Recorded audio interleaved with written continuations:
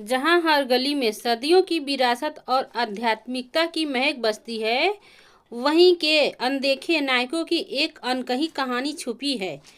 ये वो सफाई कर्मी हैं जो बिना किसी प्रशंसा के हर दिन अपने जीवन की परवाह किए बिना शहर की स्वच्छता की जंग लड़ते हैं। भारत में हजारों लोग आज भी हाथ से मैला साफ करने का खतरनाक और अमानवीय काम करने को मजबूर हैं।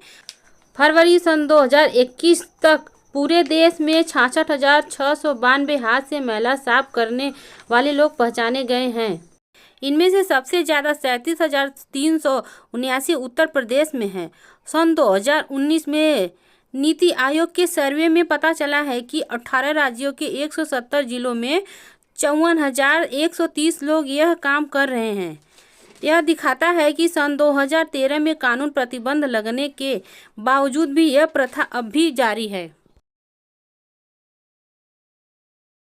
ये सफाई करनी है ना, झाड़ू लगाते हैं कहीं भी, कुत्ता नगर पालिका में, नगर निगम में झाड़ू लगाते हैं, वह मर जाते हैं तो सड़ा कुत्ता खाते हैं, फेंकते हैं नाक बांध के, उसमें उल्टी हो जाता है, कलरा हो जाता है। तब जाते हैं मुंह धो के, पानी धो के, एक चींची लेते हैं। सफाई कर्मचारियों का कहना है कि हम लोग गंदगी साफ करने का कार्य करते हैं, चाहे वह गोबर हो या लैट्रिन हो या बाथरूम या मरा हुआ जानवर क्यों न हो, लेकिन हम लोगों के कार्य में कोई सच्चाई की सजावट नहीं, बस रोजमर्रा की जिंदगी के कड़वे अनुभव छिपे हैं। हालांकि यह लोग अपने मेहनत और लगन से समाज को स्वच्छ रखते हैं, पर उन्हें वह सम्मान और सुविधा नहीं मिल पाती जिनके वे हकदार हैं। जनता है, अगर वो समझ जाए, बात को गौर करें कि मैं अपने घर का कचरा बाहर न फेंकूं बल्कि एक डस्टबिन में रखूं, कि कचरे वाला आए कि आज ना कल दे दे, उसको सड़ाए ना पिघलाए ना रोड पे ना फेंके। इतना सुविधा है, मगर तो भी क्या है कि अगर खाना भी बन रहा है तो छिलके हैं तो बाहर फेंक दिया जा रहा है। उस जगह को हमने 10 बार कूड़ा उठाया फिर भी कूड़ा गिर रहा है, तो ये गंदगी करने वाले कौन है? ये जनता ही ना है। बरसात हो रही है, पानियां आ रही है, ढेर सा, थोड़ी तो पानी थोड़ी ना है। अब जहां भी गैप मिलेगा वहां चल जाएगा, कोई भी कूड़ा कचड़ा सब तो उसी में जाना है। मेन सी बस होटल गिर रहा है तो जगह जगह जो गैप है उसको बंद किया जाए।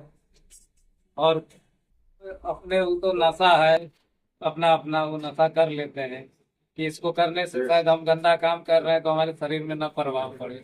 अल्कोहल का काम करता है, इसीलिए पी लेते हैं। जो नहीं भी पीने वाले हैं वो भी थोड़ा बहुत पी के काम कर लेते हैं अपने। ये तो हम नहीं बता सकते हैं।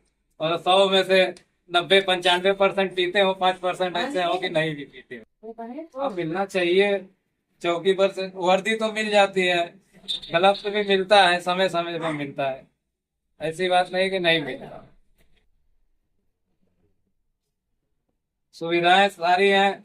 एक सुविधा अगर कर दे हम लोग के लिए, ये जो हम लोग की टालियां बिगड़ जाती हैं, ये टालियां सही करने के लिए अगर हर चौकी पे आ जाए मैकेनिक तो हम लोग के लिए सुविधा हो जाएगा, नहीं तो हम लोग को नगर निगम ले जाना पड़ता है। अब तो रोड का कूड़ा है, जैसे झाड़ू लगा उसमें जो आया कचड़ा सब एक ही में गया, चाहे गोबर है, लैट्रिन है, कुछ भी है, सब उसी में जाता है।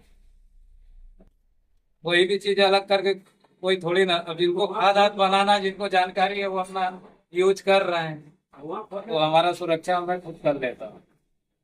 इनकी आंखों में जीवन के संघर्ष झलकती है, जो बताती है कि हर दिन ये न सिर्फ गंदगी से लड़ती हैं बल्कि अपने परिवारों के लिए एक बेहतर कल की उम्मीद भी संजोए रखते हैं। कई बार स्वास्थ्य की कठोर परीक्षाओं का सामना करते हुए इन लोगों को ऐसे हालात झेलने पड़ते हैं, उन्हें अपनी जान की कीमत समझ में आ जाती है। कुछ ने ऐसी पीड़ा देखी है जिसकी गहराई शायद ही शब्दों में उतारी जा सके, लेकिन इनकी कहानी में दर्द के साथ साथ आत्मसम्मान और मजबूती भी है, जो उन्हें हर मुश्किल के साथ खिलाफ खड़ा कर देती है। हम सफाई कर्मी हैं, हम लोग साथ साथ सफाई करते हैं। नाला नाली, सीवर लाइन, कूड़ा कूड़ी, इतनी गंदगी सफाई करने के लिए हम लोग 10,000 तनख्वाह पाते हैं हम लोग, रह जाते हैं। अब सफाई करते हैं नगर निगम के, तो इंसान कराता है, भेज देता है, कोई लाभ नहीं उतना मिलता है। तो भेजते हैं, जाओ काम करो, कल गए, अपना फोटो खिंचा गया, तुम जा सकते हो, उसको लाभ नहीं मिल पा रहा है। आपके यही बीमारी चीज की गंदगी इतनी सफाई कर रहे हैं, तो कुछ इंसान को भी तो गंदगी, देखो इंसान तो बना हुआ है ना, फिर भी हम लोग को कुछ नहीं मिलता है। बस भी सुपरवाइजरी के पैसा भी 1,000 देना पड़ता है, 2,000 देना पड़ता है, 8,000 रुपया में बाल बच्चे हम चिल्ला रहे हैं। सरकार द्वारा दी जाने वाली कुछ सुविधाएं जैसे कि ग्लव्स, कोट आदि इनकी सुरक्षा का एक छोटा सा सहारा है, परंतु असली सुरक्षा तो उन्हें उस मानवीय गरिमा में निहित है जो हर काम के साथ उनके अंदर झलकती है। तनख्वाह का एक हिस्सा ठेकेदारों को देने की मजबूरी है, बाकी में परिवार का गुजारा। ये सभी बातें उनके संघर्ष की ओर भी गहराई से परिभाषित करती हैं। वे जानते हैं कि हम उनका काम समाज के लिए कितना महत्वपूर्ण है, फिर भी वे यह भी समझते हैं कि उन्हें अपनी मेहनत का पूरा मोल तभी मिलेगा जब उन्हें उचित मान्यता और सुरक्षा मिलेगी। यह कहानी हमें याद दिलाती है कि सफाई कर्मी केवल गंदगी साफ करने वाले नहीं बल्कि हमारे समाज की नींव है। उनकी मेहनत, उनकी आदतें और उनकी आशाएं सभी हमें यह प्रेरणा देती है। अगर हम अपनी अंदर की भावना को पहचाने तो बदलाव संभव है। गंदगी काम करता है हम लोग, दिमाग में कितनी यदि मर भी गए हैं, सिविल लाइन काम करने से कितना चली भी गए हैं। हम लोग को 100, 200, 500 मिलता है तो इंसान को हम लोग के दाल रोटी घर में चल जाता है ना, तो हम गंदगी नहीं देखते हैं, उसको गंदगी दूर करके इंसान ही गंदगी दूर करता है, कोई दूसरा नहीं आता है। हम डोम है, छोटे जात से इंसान को हमको काम हम लोग को मिलता है। गरीब आदमी है तो गरीब का मतलब क्या होता है? सरकार सबको दे रहा है, सब लाभ मिल रहा है, हम कागज पत्र सब यहाँ का।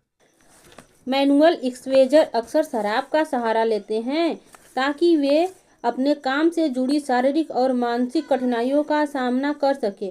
बिना किसी सुरक्षा के उपकरण मानव मल साफ करने के कारण वे जहरीली गैसों, संक्रमण और गहरी सामाजिक उपेक्षा के शिकार होते हैं। जातिगत भेदभाव उन्हें और अधिक हाशिए पर ढकेलता है, जिससे उनके लिए बेहतर नौकरी, स्वास्थ्य सेवाओं और सामाजिक सेवाओं तक पहुंच पाना बहुत मुश्किल हो जाता है। शराब अस्थायी रूप से इस दर्द से राहत देती है, शारीरिक थकान और मानसिक तनाव को कुछ समय के लिए शून्य कर देती है।